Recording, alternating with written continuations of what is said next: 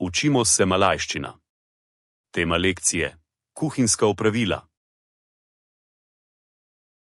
Sediakan. Pripraviti. Masak. Kuhati. Potong. Rezati. Cincang. Sekljati.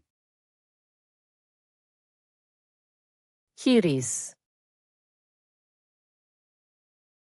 Narezati. Kupas. Olupiti. Basuh. Oprati. Bilas. Splakniti. Keringkan. Posušiti. Rebus. Zavreti.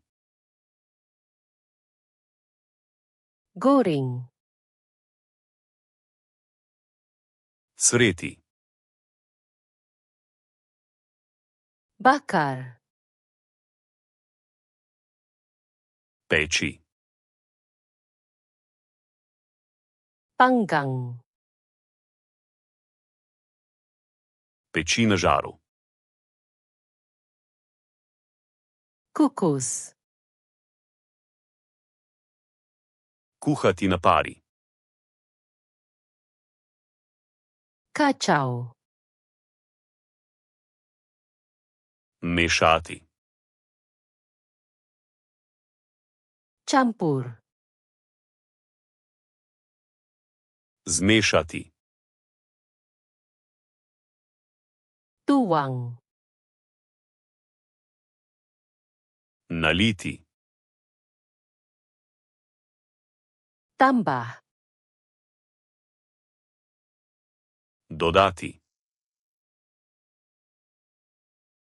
Panaskan. Greli.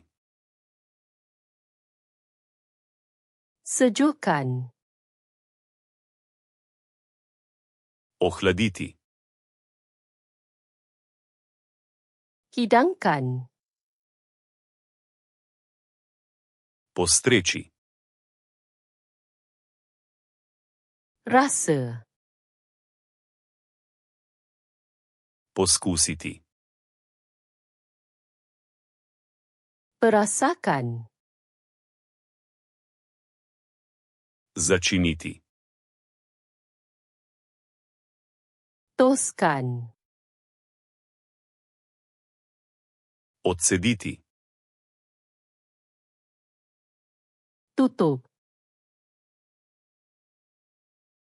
Pokriti.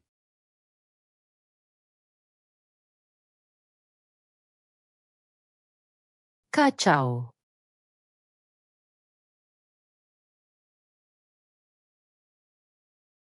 Cincang.